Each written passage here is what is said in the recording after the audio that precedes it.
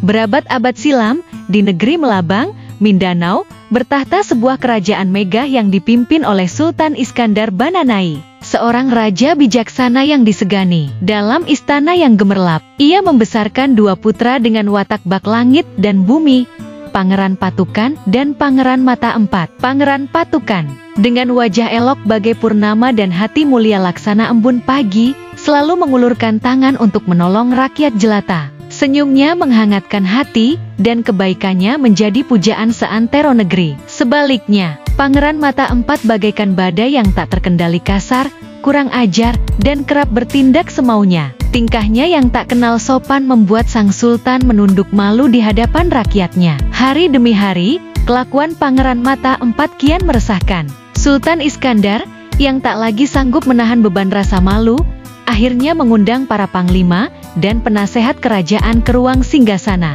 Dalam musyawarah yang penuh wibawa, mereka duduk melingkar, berpikir keras mencari jalan keluar untuk menjinakkan sifat liar sang pangeran.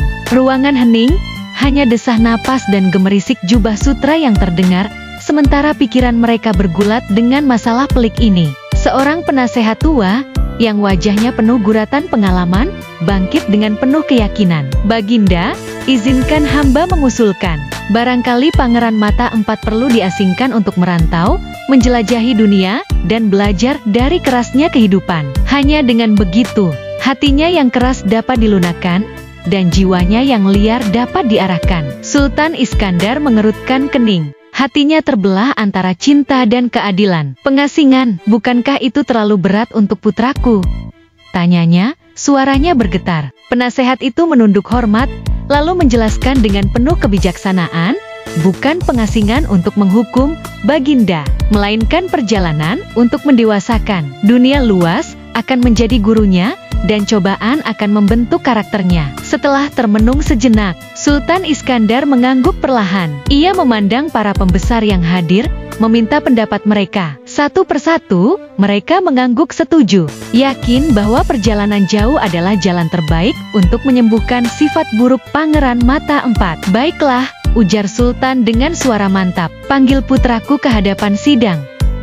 Tak lama, Pangeran Mata Empat melangkah masuk, alisnya bertaut penuh kebingungan melihat para pembesar berkumpul. "Ayahanda, untuk apa hamba dipanggil?"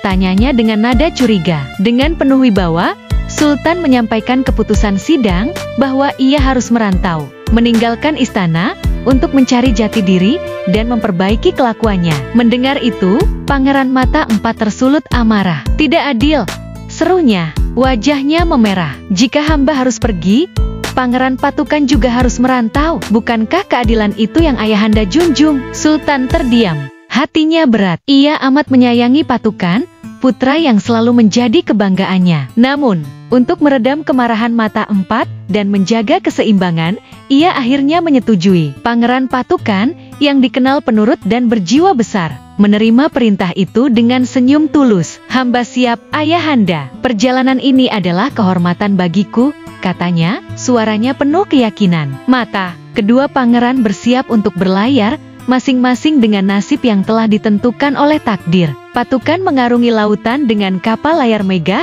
ditemani pengawal setia dan perbekalan melimpah. Sementara itu, Mata Empat, dengan sengaja memilih jalan yang lebih keras, berlayar dengan rakit sederhana, seolah menantang dunia untuk menghukumnya. Namun, laut tak pernah memihak siapapun. Badai dahsyat mengamuk, menghancurkan rakit Pangeran Mata Empat. Ombak ganas menelannya, dan ia terdampar di tanah merah, sebuah daratan asing yang keras dan tak kenal ampun. Di sana, ia menetap, berjuang melawan nasib hingga akhir hayatnya, tanpa pernah kembali ke Mindanao. Sementara itu, kapal Pangeran Patukan juga tak luput dari murka lautan. Badai yang sama menghancurkan kapalnya, dan ia terdampar di Pulau Lingga, lemah dan nyaris putus asa. Namun takdir berpihak kepadanya. Raja Lingga, yang melihat kebaikan hati dan keberanian Patukan, menyelamatkannya dan mengangkatnya sebagai putra. Seiring waktu, kebijaksanaan dan kemuliaan Patukan membuatnya dipercaya sebagai penerus tahta, menjadi raja yang dicintai rakyatnya.